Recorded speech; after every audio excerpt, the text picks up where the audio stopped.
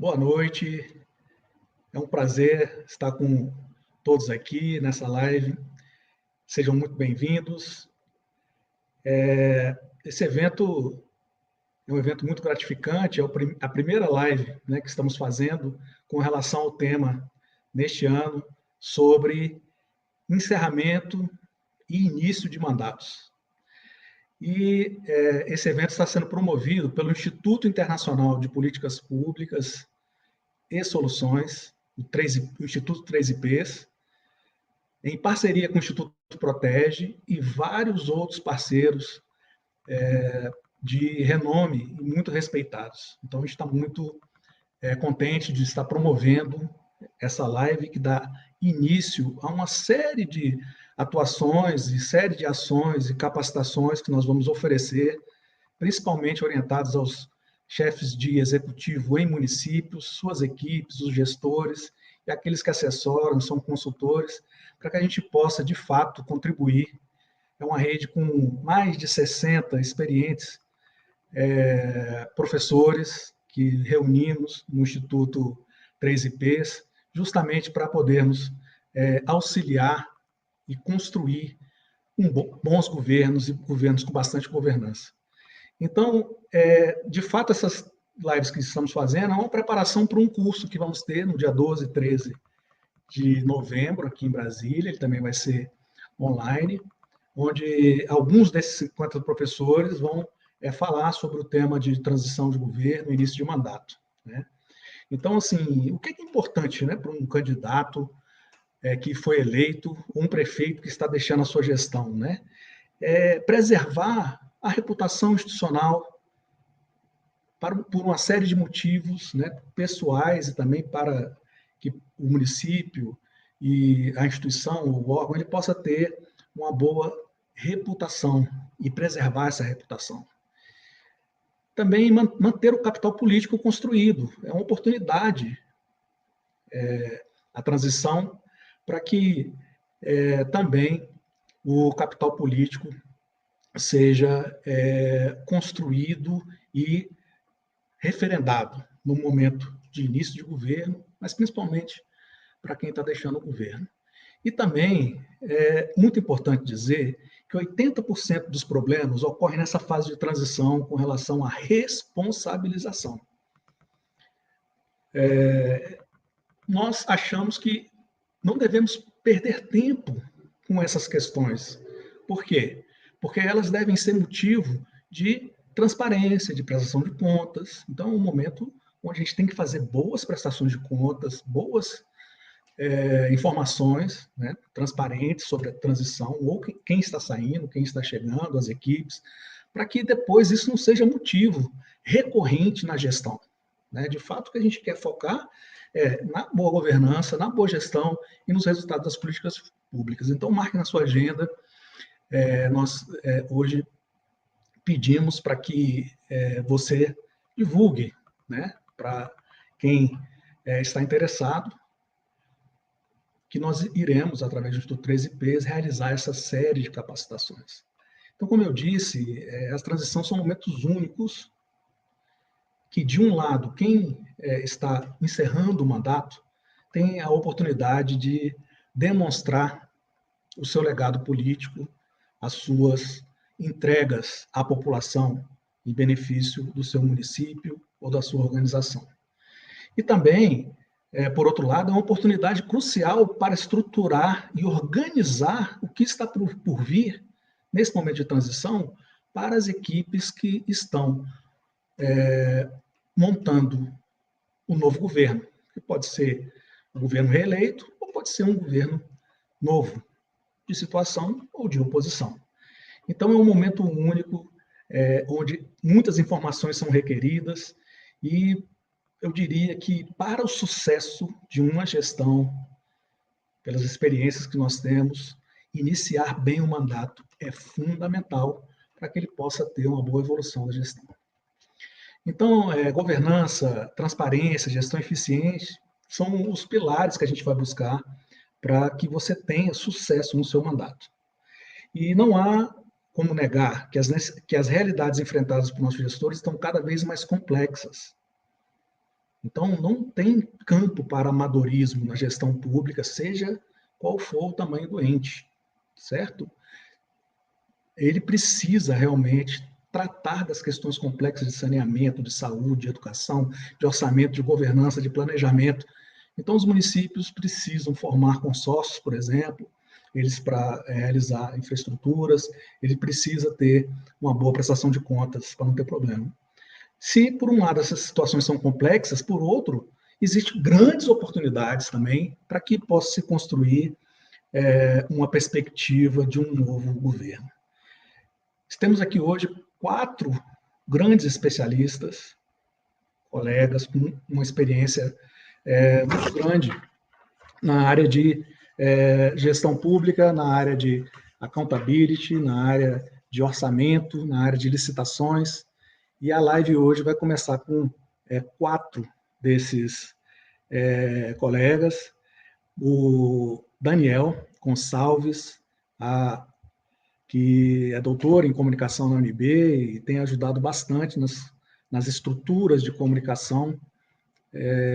Temos a Rita de Cássia, que é consultora de orçamento, doutora pela Inglaterra e também com grande experiência em entes federativos, trabalhou no centro de governo e conhece bastante e pode nos auxiliar aqui. Hoje, também, ao longo do tempo, ela é coordenadora acadêmica dos cursos do Instituto Internacional de Política Pública. Temos a honra também de ter aqui o nosso amigo Álvaro, que é regulador da Agência Nacional de Transportes, mas é um dos maiores especialistas hoje no Brasil em licitações. Apesar, de novo, ele tem uma grande experiência e vasta publicação e tem tido uma orientação para a nova lei de licitações, que é bem inovadora e transformadora, e a gente quer passar para você como que podemos ajudar nessa abordagem integrada. Também temos a honra de ter aqui conosco o Dr. Júlio, ele que é graduado em gestão pública e é um dos atores que mais profundamente conhece as metodologias, os caminhos para que os municípios conversem com os ministérios setoriais, com os seus projetos, e esses setoriais eles possam alavancar os resultados dos projetos nos entes da federação.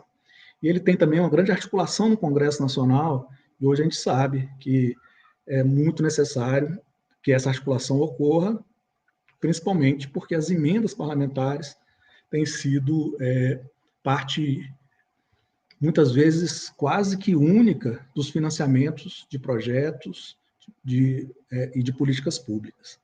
Então, muito obrigado aí pela presença de vocês. Eu vou começar com o Daniel. Queria que você falasse um pouquinho sobre comunicação. Parece inusitado, né? Mas a comunicação, ela pode ser decisiva numa transição de governo e um governo? Qual os cuidados de quem está deixando o mandato e quem está começando deve ter para que a comunicação seja um fator favorável e não uma barreira para que ele possa executar um bom governo? Boa noite, Daniel. Boa noite, Marcelo. Boa noite a todos. Obrigado pela oportunidade de falar sobre esse tema que é tão caro, que é tão importante para os próximos governos, né? E para os governos que estão entregando os seus mandatos agora. A comunicação ela é estratégica porque, como o Marcelo comentou, né? É necessário fazer começando pela transição, né? Começando pelo encerramento e transição, né? O que é um bom encerramento? Né? Você criar uma boa estrutura de respostas, de entregas de dados, dos resultados de todo o período daquele governo. Né? Mas só ter os dados não é o suficiente. É muito importante saber comunicá-los, né? E comunicá-los bem. Tem uma coisa que a gente sempre fala na comunicação pública e na comunicação privada, é que na comunicação não existe vácuo. O que a gente não diz, alguém vai dizer por nós. Então, a gente tem que ocupar os espaços de comunicação e, principalmente, a comunicação hipersegmentada, né?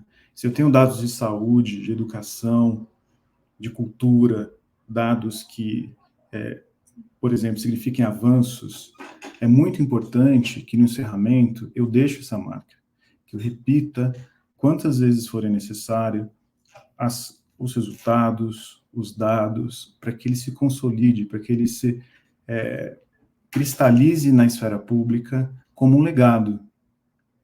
Quando se faz isso, quando se faz ativamente, né, essa marca, se constrói uma marca, se constrói um legado, a chance dessas ações continuarem, né, a partir de um legado é muito maior. Porque você cria o quê? Na esfera pública, você cria expectativa de continuidade de alguma coisa que deu certo, de algumas ações, de algumas políticas públicas que deram certo, né? E o próximo governante vai ter que lidar, né, com essa visão pública desses resultados que são muito importantes, né, que são de interesse público. Essa é a comunicação de encerramento, a comunicação ativa, que a gente vai falar bastante no curso, né? No dia 12 e 13 de novembro, a gente vai se aprofundar nisso. Como que a gente comunica, né, de uma forma a deixar um legado que fique perene, né? Que aquela gestão, aquele governo, não apenas o governante, aquela gestão também, né, deixou como marca aquelas ações, aqueles avanços, né? Essa é a comunicação ativa. A gente tem a comunicação reativa também. Os temas sensíveis aparecem. A gente precisa, de alguma maneira, lidar com eles, né? E tem que se preparar para isso, com muita antecedência, né? Listar todos os pontos sensíveis e pensar em todas as respostas, para todas as questões, para os problemas que ficaram, né, no encerramento, porque todo governo, nenhum governo é perfeito, ele deixa, né, as questões mais sensíveis, coisas que foram mais problemáticas de serem concluídas, ou que teve algum tipo de problema no caminho, aí se preparar para responder reativamente, né, a essas questões, com transparência, né, sem, obviamente, né, tentar maquiar a questão. Essa é a comunicação reativa, né? Então, a comunicação de encerramento, ela é ativa, que é a comunicação voltada ao legado, e a reativa, que é aquela que a gente se prepara para responder apenas quando a gente é pautado, né? Para que a gente foque mais nesse legado e nessas ações. Fantástico, professor. Fico aí ansioso para ouvir a palestra que você vai ministrar aí no dia 12 e 13. Eu participei do Centro de Governo por 3 anos e sei que é fundamental que a comunicação esteja alinhada. Eu era responsável, né, por coordenar as políticas públicas do governo federal, em certo sentido, na Casa Civil, para as prioridades, não todas, e trabalhar com a comunicação era fundamental para que a gente pudesse alinhar dentro do governo e fora dele qual é o resultado que se esperava da atuação. Muito obrigado, vamos aguardar. E, além disso, as aulas que você gravou para o nosso curso, né, de Centro de Governo e Políticas Públicas são primorosas. Um outro fator que sempre eu penso assim, né, nós somos mais de 5 mil municípios, ou seja, 5 mil gestões. O Tribunal de Contas da União lida com recursos da União, claro, eu trabalhei muito tempo no tribunal, trabalho há 28 anos, e sei que muitas vezes, trabalhando com coordenação, eu fui coordenador na área do Nordeste, um problema que a gente via é como que lidar com a questão dos orçamentos. Professora Rita, minha amiga aí, consultora do orçamento, eu queria entender um pouco, né, como que o orçamento deixa de ser um problema e passa a ser um instrumento de efetivação das políticas. Eu via muito lá, Rita, quando estava trabalhando com as unidades do Nordeste, né? É que também na secretaria do tribunal, eu tenho dinheiro aqui, mas eu não posso usar, eu queria usar ali. Me encerrei o mandato, como é que eu faço agora para fazer essa transferência? Como que a gente pode usar os orçamentos, né? Descomplicar todo esse emaranhado aí de regras que existem e que acabam, na verdade, muitas vezes deixando de exercer sua função principal, né? Que é financiar as boas políticas públicas. Como é que você vê esse ponto aí nas transições, Rita? Acho que o microfone. Boa noite, Marcelo, colegas. Boa noite a todas as pessoas que nos acompanham aí pelo YouTube. Obrigada aqui pela oportunidade de estar falando sobre algo tão relevante quanto os finais e os inícios, né, de um desafio, né, de um desafio grande para quem está assumindo as prefeituras nesse país. E o orçamento, na verdade, a gestão de finanças públicas é a lente por meio da qual a gente não consegue mentir, né? Ela esgarça, ela revela com muita clareza o que é que de fato está sendo priorizado e de que modo a gente está aproveitando o uso dos recursos que estão disponíveis na gestão municipal. Essa conversa é muito importante na hora da transição de governo, mas também é um modo, um risco, digamos assim, que precisa ser gerenciado, que é o de afogar as equipes, a equipe, né, da nova gestão que está chegando, de informações que são milhares de informações em relação ao orçamento, em relação ao quadro de despesas, em relação aos contratos, enfim, é um volume de informações muito grande. E recentemente, bem recentemente, o Ministério do Planejamento e Orçamento e a Secretaria de Relações Institucionais da Presidência da República publicou um manual de transição municipal. Tamanha é a importância desse tema, né, que precisa ser cuidado.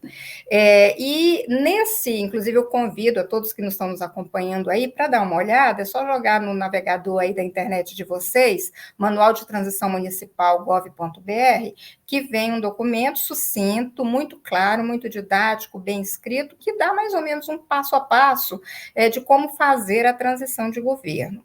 E, refletindo sobre esse processo, a gente se dá conta que essa formalidade, digamos assim, olha, peça informações sobre a receita, sobre a despesa, sobre os contratos, sobre isso, sobre aquilo, o REREL, que é o Relatório Resumido de Execução Orçamentária, os quadros de detalhamento da despesa, etc., esse volume de informações formalmente precisa ser pedido da equipe que está saindo da gestão para informar a equipe que está entrando na gestão.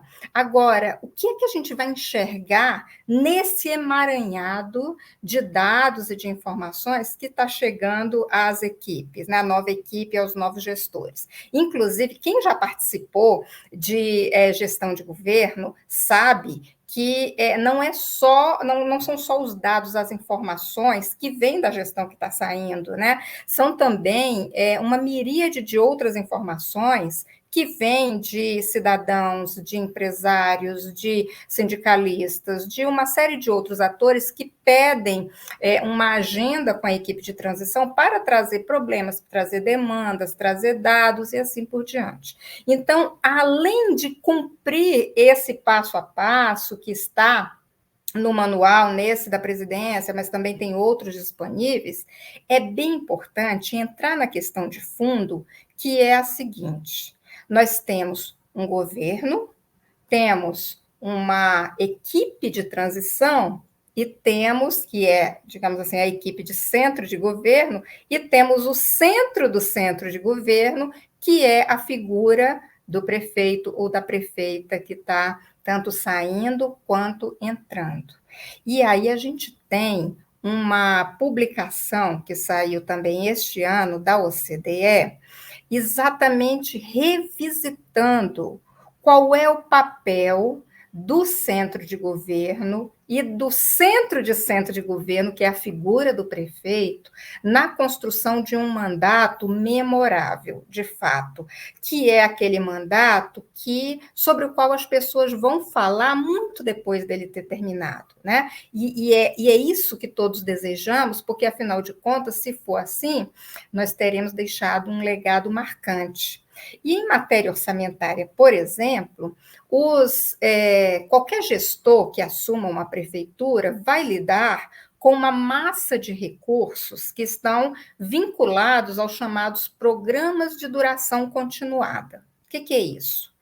É a rede de ensino, e tem a folha de professores que precisa ser paga, tem a merenda que precisa ser comprada, tem os livros didáticos, recursos pedagógicos, enfim, tem um sistema instalado, né, que custa, que precisa ser financiado, e uma boa parte dos recursos do município já estão previamente comprometidos nesse sistema, né?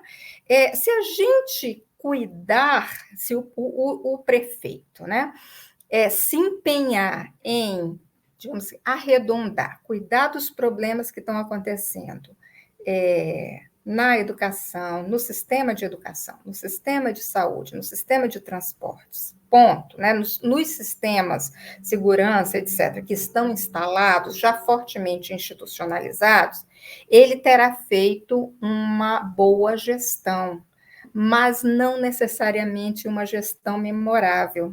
Então, o que a gente está querendo trazer aqui nesse evento que vamos fazer no dia 12 e 13, e também por meio de outras capacitações, o Instituto 3IPs tem essa missão de trazer esse novo repensar, essa visão de como é que a gente se apropria desses recursos que já estão circulando nesses sistemas e entrega muito mais do que uma boa gestão, uma gestão em que a gente cuide de problemas pontuais, né, e entregue, de fato, um processo continuado de melhoria da qualidade de vida e da capacidade de resiliência e de crescimento da comunidade, né? E para isso a gente precisa mais do que simplesmente operar bem esses programas de duração continuada. É preciso ter a capacidade de tomar decisões estratégicas em matéria orçamentária e cuidar do capital político, sem o qual a transformação não acontece e a entrega não acontece, né? Então, tem toda uma discussão sendo feita que vai além de simplesmente fazer uma boa gestão, né? Cuidar, sim, da conformidade. A gente vai, no evento do dia 12 e 13, vai bater muito nisso, porque sem conformidade a gente não entrega um mandato memorável, mas a gente precisa dar um passo além de simplesmente cumprir a legislação, né? A gente precisa criar a liderança de centro de governo para redirecionar os recursos e, eventualmente, ampliá-los por meio de parcerias, estratégia de desenvolvimento territorial e captação de recursos para entregar transformação dentro de uma estratégia de desenvolvimento. E a gente precisa mergulhar forte nisso, essa é uma discussão que está acontecendo mundialmente, e a gente quer trazer isso aqui para apoiar as equipes e construir, né, processos de gestão de fato impactantes.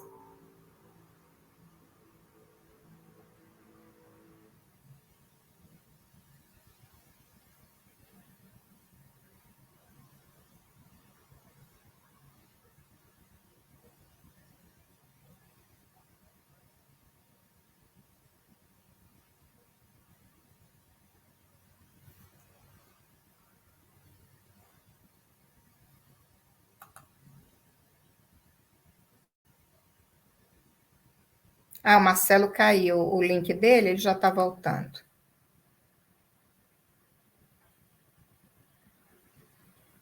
Bom, então, só para aproveitar esse tempinho enquanto o Marcelo volta, nós temos nessa discussão sobre a transição, existe uma forma, uma metodologia para organizar as informações nesse período de transição que sirva bem ao governo como um todo, que sirva à equipe de centro de governo e que sirva especialmente com um recorte especial para a liderança máxima, que é a pessoa do prefeito ou da prefeita, né, que está assumindo. Então, essa clareza de para que é que nós queremos informações, para que espaço de atuação, com que enfoque e para quem é fundamental para a gente saber o que pedir de informação da equipe que está saindo e como usar isso a serviço de uma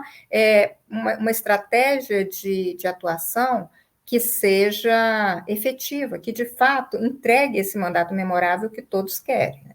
Então, por exemplo, no caso do orçamento, né, da questão orçamentária, a gente tem os programas de duração continuada, que já vinculam uma boa parte dos recursos, né? Marcelo comentava agora, né? A reclamação dos gestores, inclusive de quem está saindo, de que eu tenho recursos carimbados, vinculados a uma determinada área, quando está faltando recursos em outra. Pois bem, nessa nova discussão, nessa discussão dos papéis, do que a gente está falando, em que momento, existe, quando a gente olha para a figura do prefeito como líder que quer deixar uma marca sua e sobre o qual se tenha uma visão positiva por muitos anos depois de encerrada a gestão, existe a necessidade de separar o papel, a atuação dele como líder máximo e não transformá-lo num supersecretário gerenciando o orçamento de todos os setores. Então, um dos desafios, por exemplo, é o de definir as prioridades do titular do centro de governo, que deve estar muito relacionada com fatores estruturantes de maior impacto para alavancar o desenvolvimento local e deve estar lastreada numa estratégia que se refira a um mandato maior do que o mandato dele, ou seja, um horizonte de tempo muito maior do que o horizonte do seu mandato. E essa é uma realidade que a gente não vê muito no nosso país, mas vamos lembrar que nós estamos em pleno processo de transformação digital e mais do que o acesso a dados, a gente precisa aprender o que fazer com eles, né? Então, essa história de dizer, olha, não tenho dinheiro, não tenho tempo, não tenho equipe,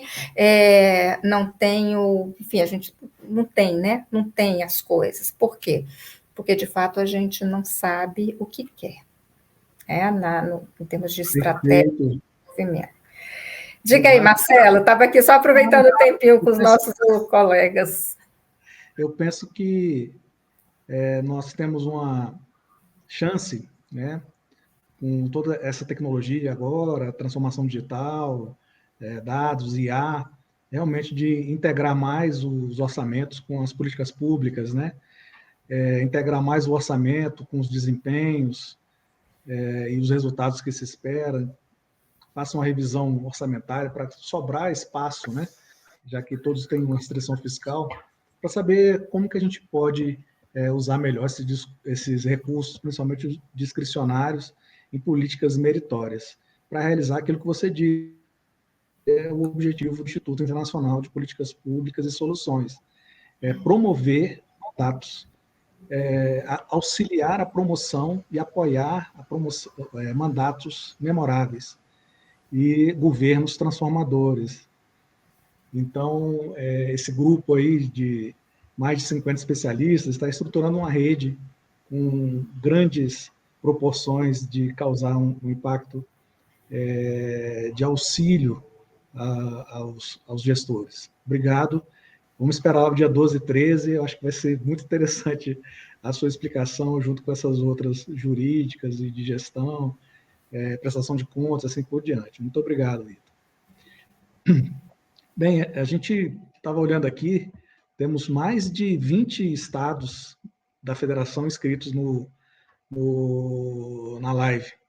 Então, a gente fica muito feliz em saber que o Brasil está conectado com a gente. Se você quiser postar aí o estado que você está, qual a cidade, e também fazer algum questionamento ou levantar algum ponto, fique à vontade. A gente, se não conseguir responder hoje, a gente vai passar para os especialistas, mas seria bom essa interação com vocês. Né? Eu espero que vocês mandem para a gente aí. Estou falando de onde? Qual prefeitura? Qual órgão? E, ao mesmo tempo, alguma questão que vocês tenham para fazer.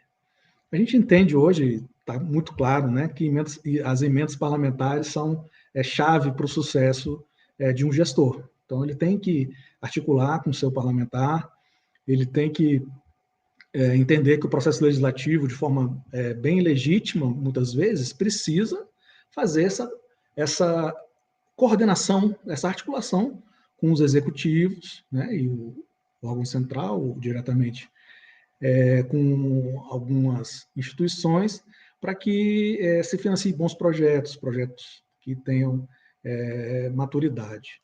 Um problema que pode surgir, Júlio, não sei se a gente poderia falar que como os novos gestores, Júlio, poderiam lidar com essas emendas, vamos dizer assim, herdadas, mantendo a regularidade da gestão e o orçamento?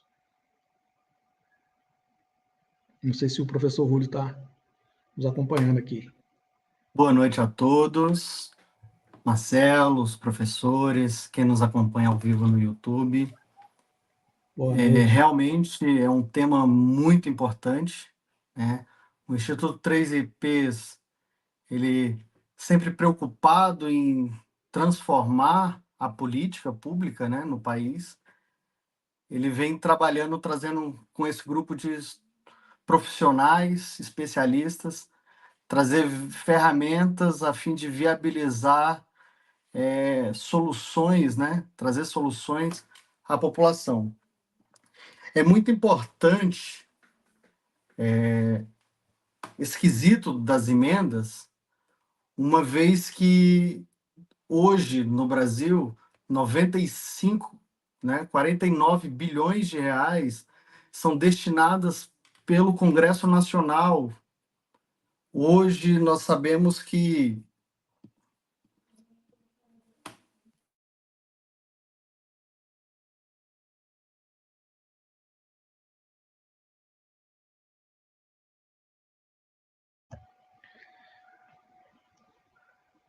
tivemos um probleminha aqui na transmissão, mas já estamos voltando.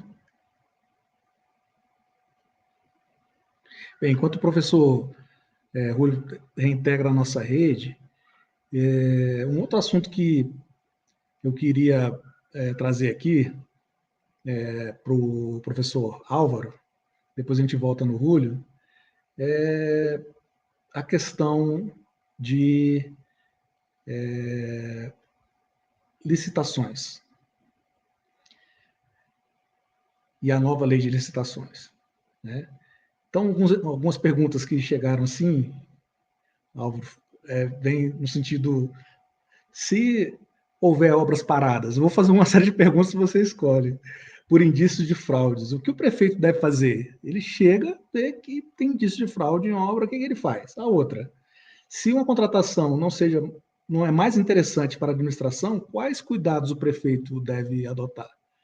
Chega uma pergunta também aqui, sabemos que a nova lei de licitações, a 14133/2001, trouxe várias necessidades de regulamentações, tá?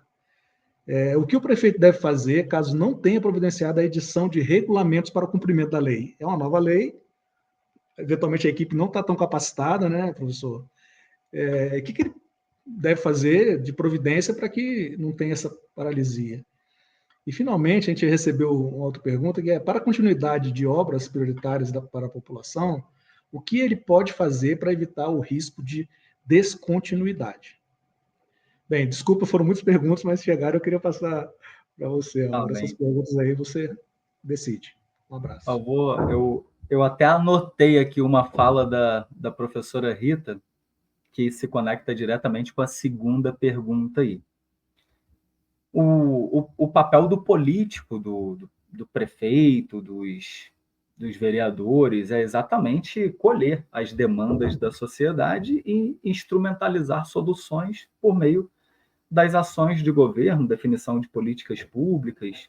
É possível que, durante o curso do mandato, fez-se um planejamento para a formação e execução de determinados contratos, e no momento da transição de governo, eu anotei aqui o que a professora Rita falou, vários atores trazem informações, demandas e problemas durante esses encontros de transição, e é desejável, a equipe de transição não pode ficar isolada das demandas sociais. Esse é exatamente um momento para repensar a atuação da máquina pública com vistas a satisfazer as demandas sociais. E pode acontecer que determinada contratação pretendida, vislumbrada durante o mandato que está por se encerrar, e tem uma licitação em andamento, pode ser que aquela vontade, embora seja legítima, seja menos importante diante de um novo cenário que ocorra durante essa fase de transição. Ou seja, durante um momento de transição, a sociedade, né, a sociedade civil organizada, associações, trouxeram ao conhecimento da equipe de transição determinado problema. Olha, nesse bairro aqui da cidade, existe uma deficiência seríssima em infraestrutura de serviços públicos. De repente, aquela camada, aquele estrato da sociedade não tinha sequer representatividade, não tinha voz, não tinha articulação com o governo, e a equipe de transição se vê diante do seguinte cenário: olha, as necessidades que temos são essas, prementes, e as possibilidades, os contingentes orçamentários são esses. É aquela clássica máxima da economia de necessidades infinitas e recursos escassos, ou seja, é necessário tecer uma certa priorização do que executar no mandato seguinte. Isso pode ser acordado, ajustado pela equipe de transição do prefeito eleito com o prefeito que está encerrando o mandato. Esses ajustes podem ser feitos já durante a transição, e eventual revogação de uma licitação deve ser feita com muito cuidado. Por quê? Se já se sabe que não se levará adiante, o próximo governo não tem a pretensão de levar adiante determinada contratação, porque considera que outras demandas são mais prementes, são prioritárias, não há razão para levar isso, conduzir esse procedimento durante o fim do mandato e o ingresso do mandato seguinte. Por quê? Porque a revogação da licitação adiante, já na fase externa da licitação, frustrando a participação de licitantes, pode ensejar perdas e danos. Ou seja, é melhor que isso seja resolvido agora, já nessa fase de planejamento da licitação. Olha, convém levar isso adiante. Esse diálogo é necessário entre a equipe que está chegando e a equipe que está saindo. E as consequências de uma má gestão nesse ponto podem refletir para ambos. Então, independentemente dos vieses político-ideológicos, das tendências e orientações partidárias, é preciso segregar essas orientações político-partidárias quando se trata de atos de gestão, que são atos eminentemente técnicos, atos de gestão administrativa da máquina, independentemente dos catálogos políticos partidários que orientam os programas de governo. No que toca às obras paradas por indícios de fraude, a nova lei de licitações promoveu o que eu convencional chamar de nova teoria das nulidades. Ela reverte totalmente aquilo que entendíamos antes sobre nulidade de atos administrativos e de contratos, com vistas a que as atitudes da administração pública, as atitudes do chefe de governo, não se afastem da realidade das coisas. Muitas vezes, um chefe de poder ou uma autoridade administrativa toma determinada atitude que está conforme a lei, é o ato positivado, descrito, indicado pelo ordenamento jurídico, porém é algo que se desconecta completamente da realidade das coisas e da dinâmica social, ou seja, cumpre-se a lei, porém afasta-se dos anseios da sociedade. Imaginemos, por exemplo, uma cidade, um município que não tem um hospital, um pequeno município que não tem um hospital e recorre frequentemente ao hospital de uma cidade próxima ou de uma metrópole. E a obra desse hospital está parada por indícios de fraude. A nova lei de licitações determina que se dê prosseguimento a essa obra. Claro, apurando a responsabilidade de quem deu causa à fraude. Por quê? Porque o Tribunal de Contas levará muito tempo para apurar as condutas, o controle interno também, o poder judiciário. Enquanto isso, a obra está parada. Temos equipamentos desmobilizados, pessoas com postos de trabalho mandadas embora, depois para equipamentos em deterioração, estruturas de construção sob deterioração, expostas ao tempo, e o prejuízo decorrente para a sociedade é muito maior do que o prosseguimento da obra. Claro, isso não dá uma carta branca ao gestor para ignorar ilegalidades. É necessária, impõe-se a apuração de responsabilidade. E esse cuidado, essa verificação deve ser feita não só em relação a obras paradas, mas em relação a todos os contratos em andamento, as licitações que estão em andamento. O problema são muitos contratos, muitos convênios, muitas licitações. Esse é um ponto que eu pretendo explorar no curso, porque é necessário agir com técnica. Não adianta assumir o governo, ou já na equipe de transição, perguntar quantos convênios tem, quantos termos de execução tem, quantos contratos administrativos tem, quantas licitações em andamento está. O que eu faço com esse arcabouço de informações? Não há fôlego nem tempo suficiente para se desincumbir de todas essas atividades, todas essas demandas. Então, é preciso estabelecer determinados procedimentos para a escolha e métricas de atuação para os contratos, todos os ajustes, os negócios jurídicos considerados prioritários pela equipe de transição. Obviamente, aqui não há tempo suficiente para explicitar essas técnicas de manejo, essas técnicas gerenciais, é o que temos por pretensão abordar lá no curso com o tempo suficiente para isso.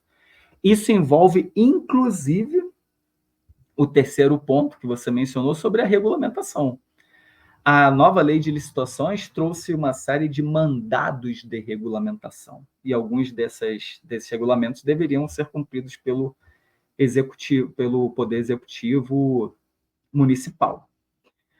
A lei possibilita o uso de regulamentos federais explicitamente, porém, não dá para comparar a estrutura da maioria dos municípios do país com a estrutura da União Federal, certo? De maneira que os regulamentos federais, muitas vezes, não se coadunam com a prática da gestão municipal.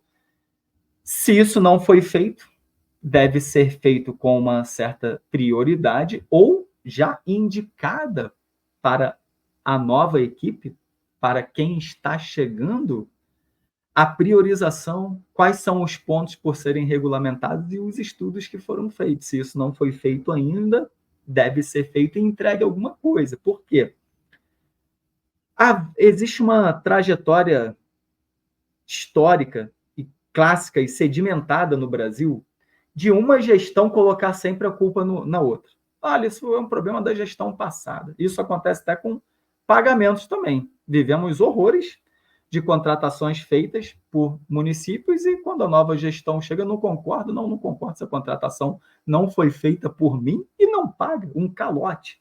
promovido por entes públicos. Isso promove um desgaste imenso da reputação do ente municipal, daquela gestão, e um ciclo de desconfiança contínua dos particulares que contratam com o poder público.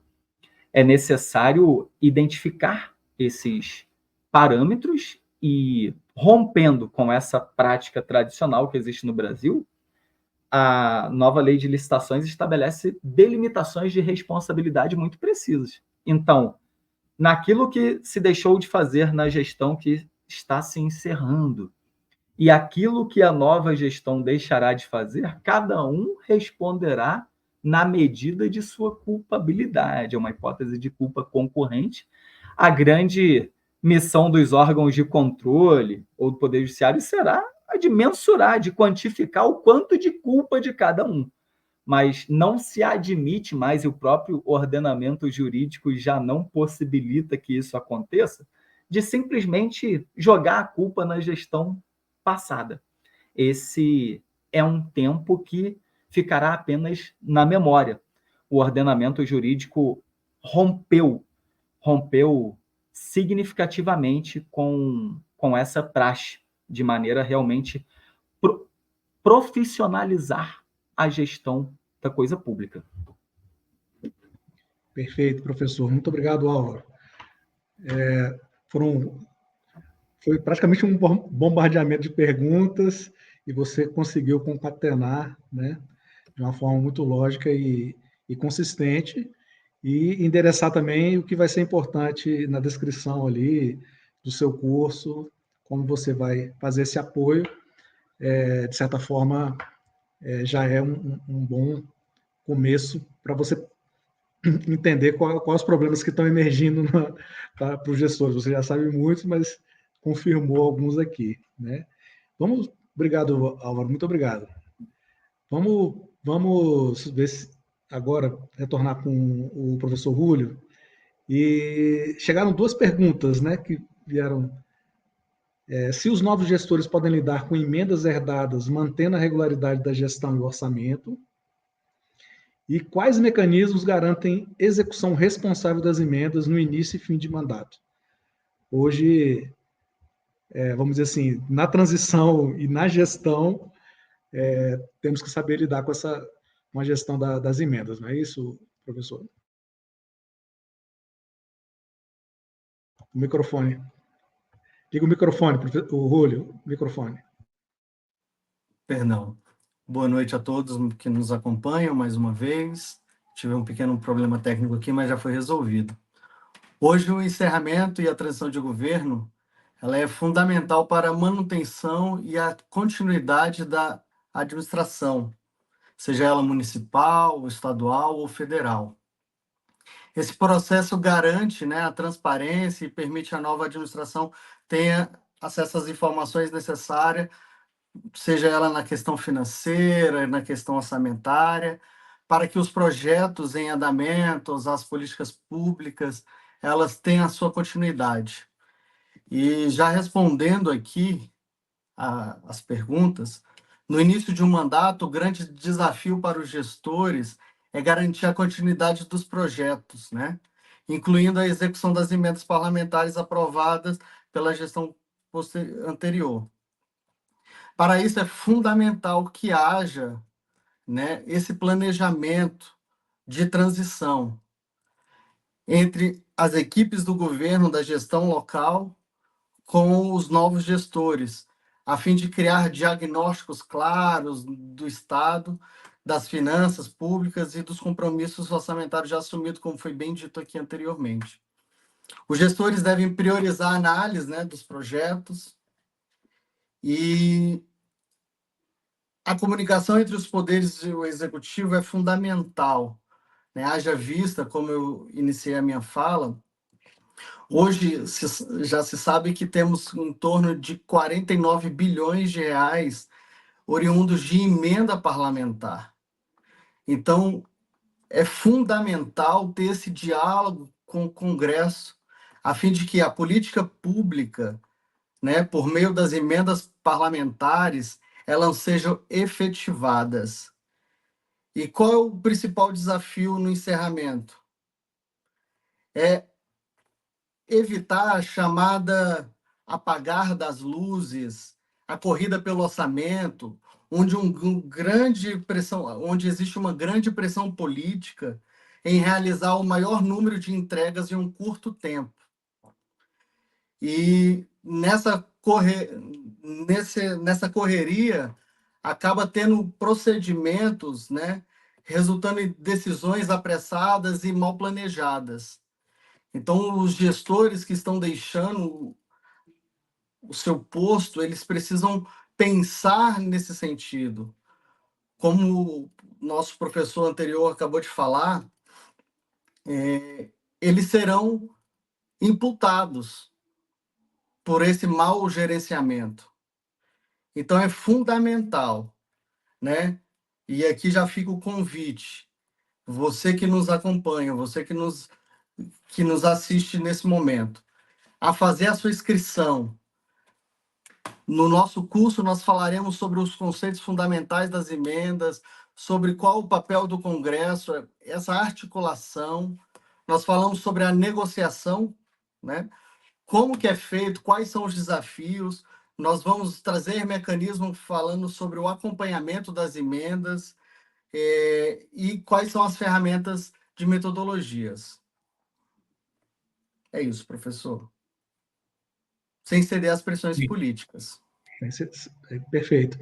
Olha, eu acho que essa orientação pragmática que você traz, professor, ela é, vamos dizer assim, alavancadora, porque realmente não adianta eu ter só a intenção se eu não sei quais são as metodologias, as técnicas, os caminhos técnicos, os caminhos legais, os caminhos de articulação. Então, realmente, vai ser um momento muito importante do nosso encontro, essa abordagem de verificação e das rotinas e dos mecanismos de gestão das emendas parlamentares e como a gente vai gerenciar isso depende de muita capacitação. Ela não é inerente, ela precisa ser estudada e aprofundada. Muito obrigado. Bem, estamos aqui concluindo, mas eu não queria terminar sem dar a chance dos professores terem um minuto aí de conclusão e palavras finais. Então, vou começar primeiro com as damas. Professora Rita, o seu minuto final de consideração. Muito obrigada, Marcelo. Deixando aqui só uma instigação aqui para quem está nos ouvindo, né? Se a gente tiver recursos paradinhos numa conta, por exemplo, lá vinculados à educação, a gente consegue usar isso para outras coisas? Sim, consegue. E essa é uma quebra de paradigma no qual muitas gestões estão presas e que está por trás dessa reclamação geral, né, de vinculação de recursos. Na verdade, todo esse novo arcabouço orçamentário que está sendo discutido no mundo todo está tentando exatamente quebrar esses mitos, né, esses pseudo-problemas, quando a gente passa a direcionar os recursos para projetos estruturantes de caráter multissetorial, visando, de fato, realizar impactos no município, na qualidade de vida da comunidade.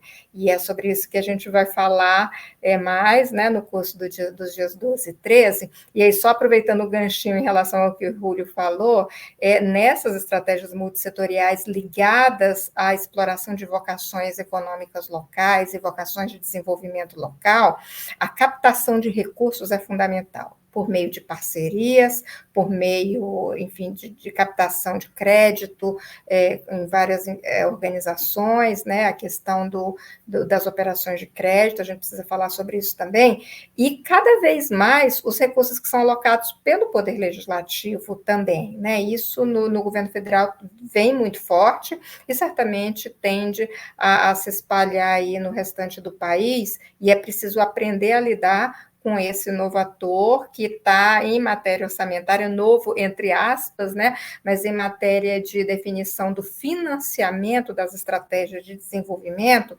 existe uma oportunidade e, mais do que isso, né, imperativo que os gestores do Poder Executivo, particularmente liderança de centro de governo, saiba atuar com inteligência na captação e no direcionamento desses recursos do Poder Legislativo.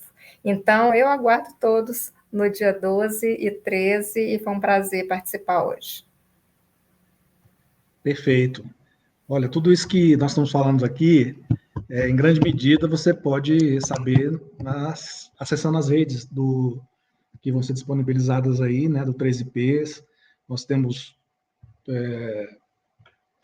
10 módulos e muitas disciplinas ali que são oferecidas nesses módulos. Se você acessar o site, você vai ver que tem um pensamento ali bem orientado para determinados temas, planejamento, orçamento, gasto, prestação de contas. Então, está muito bem organizado no site, mas o evento do dia 12 e 13 de novembro é muito especial, porque nós vamos reunir algum desses professores para passar essas questões. Passo a consideração do Daniel. Eu entendi também que comunicação é uma política pública e talvez sem ela a gente não consegue realizar nenhuma outra, né? Então, eu queria suas considerações finais aí, professor. Sim, o governo, antes de tudo, ele constrói imaginário coletivo, né? Se você, por exemplo, eu falei de encerramento de governo e de transição, entrando um pouco agora na construção da imagem do novo governo. O plano de comunicação dos primeiros 100 dias precisa ser feito antes da posse, né? Você precisa já pensar na comunicação, qual a marca que o governo pretende defender, que ele pretende seguir, que ele pretende fazer com que as pessoas sempre se lembrem dos objetivos desse novo governo, né? O que ele prometeu, o que nos primeiros 100 dias ele já vai conseguir cumprir, né? Porque a primeira impressão é que fica. O governo, quando começa, as pessoas ficam com essa necessidade de ter alguma noção de que governo novo é esse, né? Mesmo que seja de um mesmo prefeito. Se for um novo, mais ainda, né? E se essa reputação não for construída, alguém vai construir, né? Quer dizer, como eu disse no início, na comunicação não existe vácuo. Todos os vácuos que você deixa, ele vai ser preenchido por alguém, seja na comunicação privada ou na comunicação pública. Então, é importante estar comunicando o tempo todo, constantemente, de maneira clara, de maneira objetiva, por que esse governo veio e qual vai ser a marca dele. Qual vai ser a marca que vai imprimir, né? E perseguir essa imagem, claro, com correções no meio do caminho, né? Pode aparecer crise de imagem, está preparado para essas crises. A crise de imagem, ela se faz, a gestão de crise de imagem, ela se faz antes dela acontecer, né? Você mapeia todos os riscos que existem e prepara a resposta para essas crises antes que elas surjam. Então, é muito importante que nos primeiros 100 dias de governo, né, seja feito tanto o plano de comunicação ativo quanto o reativo também, né, que é para crise de imagem, responder temas sensíveis e estar sempre pronto, né, para o debate público e para as críticas.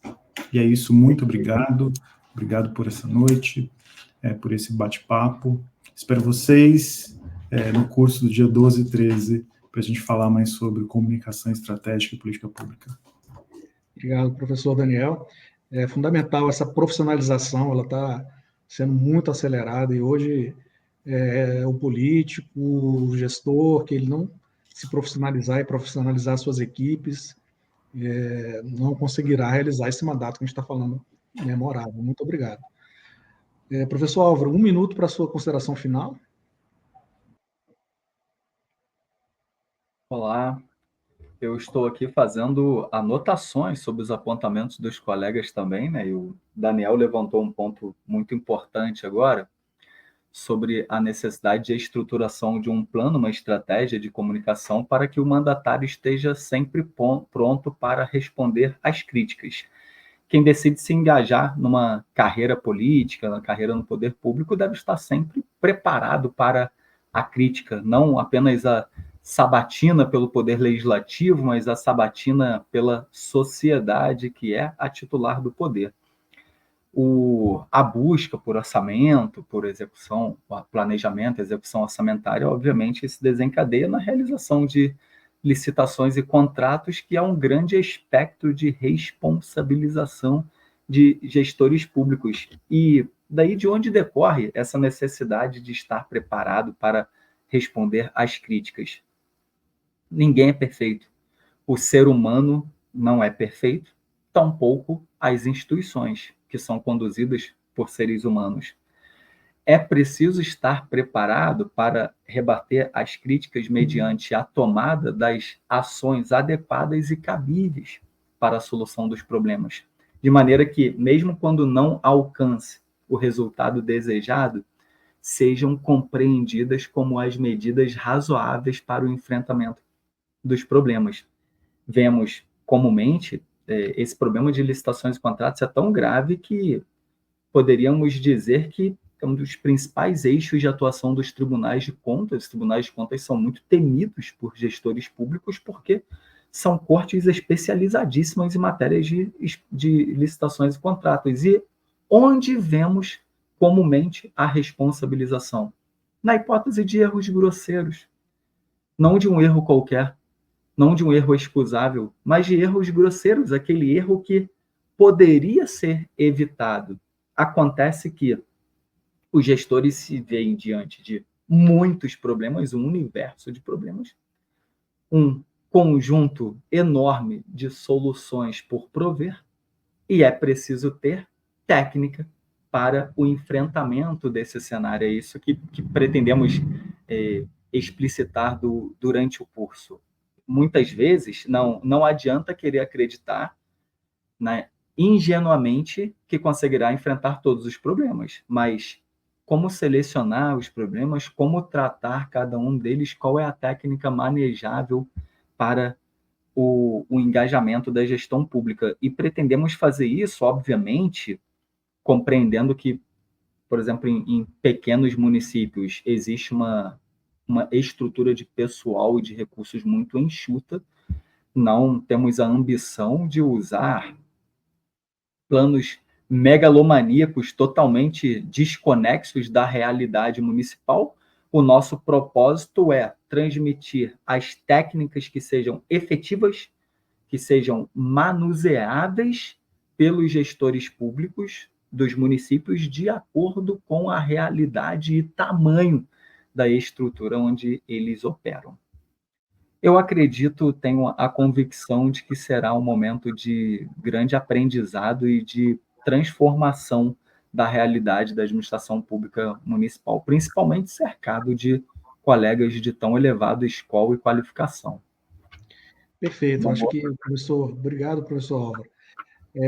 O objetivo aqui não é ter um padrão máximo de execução e governança, gestão, mas é um ambiente adequado para que todos se sintam parte dessa rede, né, dos menores aos maiores municípios, para que a gente possa elevar o grau de governança, gestão e resultado das políticas públicas, mais coordenação, etc. Então, o curso se preocupou com isso na transição, e eu acho que estamos sendo felizes aí para poder nos reunir para esses resultados de apoio no processo de transição. Professor Júlio, 1 minuto. Então, eu quero encerrar a minha fala com 5 perguntas. Como eu posso deixar, ou como deixar o legado na minha gestão? Essa vai ser a minha primeira pergunta. A segunda pergunta para os...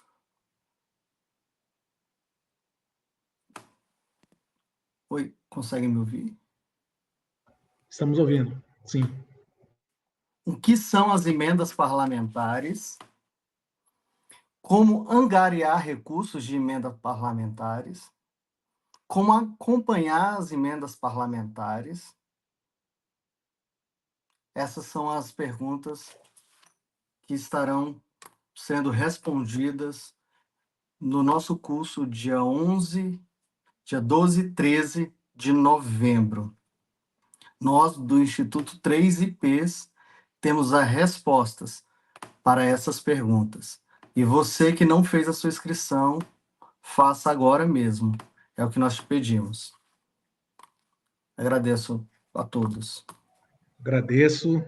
Esse assunto, eu reputo como dos mais relevantes para a continuidade de gestão e para aquele também que lutou tanto para ter os recursos, né, que ele veja no encerramento de mandato continuidade dos seus resultados. Então, professor, vai ser um momento muito importante. Bem, é um momento de dizer que foi um prazer estar com vocês, meus colegas, meus professores, né, amigos, e que eu admiro bastante pelos feitos. Essa é uma primeira live, nós vamos fazer outras, pelo menos mais uma ou duas até o nosso curso 12 e 13, de 12 e 13 de novembro. Divulguem, acessem nossas redes. A próxima live no dia 28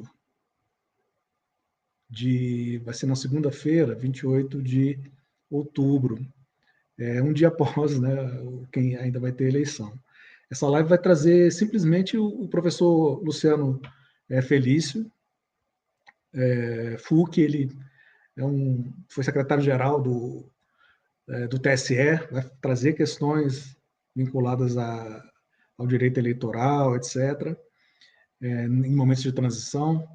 Ele foi também secretário-geral do Supremo Tribunal Federal e é um grande estudioso, né, sobre o tema de direito tributário e um grande conhecedor dos processos, né, de transição de governo, principalmente no relacionamento com os tribunais. Então, vai ser um momento muito importante. Também teremos o nosso amigo, o professor Daniel Catelli, que vai falar sobre as questões de integridade, de resiliência, limites de responsabilização.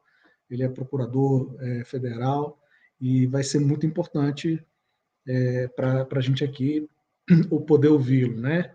O Pedro Florencio é um gestor público, trabalhou em várias transições de governo e vai falar sobre continuidade em ambiente de negócios e como você faz, né? Ao fim e ao cabo, o que nós estamos dizendo existem investimentos, tanto no orçamento, você precisa ter bons projetos, precisa ter a colocar esses projetos de forma a executar as políticas públicas e ter os pré-requisitos para fazê-lo. Tem também os investimentos privados, para isso você tem que colocar bons projetos maduros, e também melhorar o seu ambiente de negócio, a sua atratividade, né, gerar emprego e renda. Isso é o mais importante, vamos dizer assim, ao fim e ao cabo, além das políticas públicas meritórias, saúde, educação, segurança pública.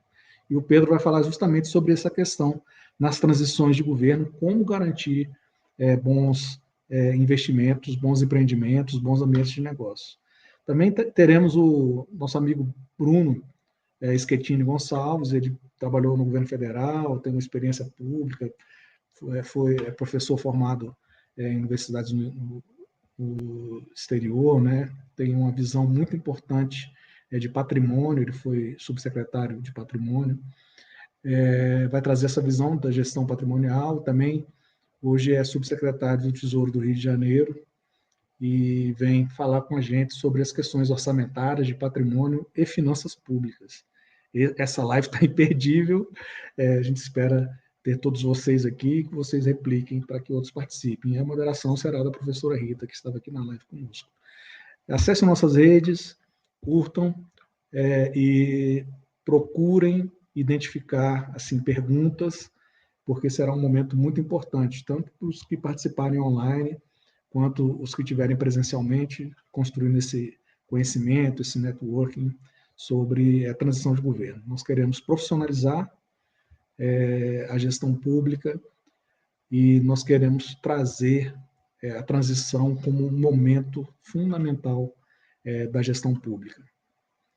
Em vários encontros internacionais, a Rita citou, né, a Organização da Cooperação e Desenvolvimento Econômico, a OCDE, mas o BID, o Banco Interamericano, o Banco Mundial, o próprio FMI, quando analisam a América Latina, e a gente olha aqui dentro do Brasil também, as transições de governo são momentos que eventualmente causam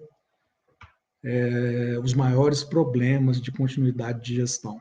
Então, nós temos que tratar isso de uma forma muito séria, e isso vem acontecendo ao longo do tempo, mas nós temos que profissionalizar cada vez mais os processos de transição.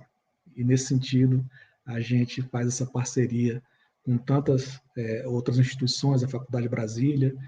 Em breve lançaremos uma pós-graduação sobre alguns temas fundamentais, e também quem participar do curso vai receber um certificado de extensão universitária. Tá? É uma parceria que a gente está fazendo com a Faculdade de Brasília. Muito obrigado e até a próxima. Um grande abraço para todos que participaram do Brasil inteiro.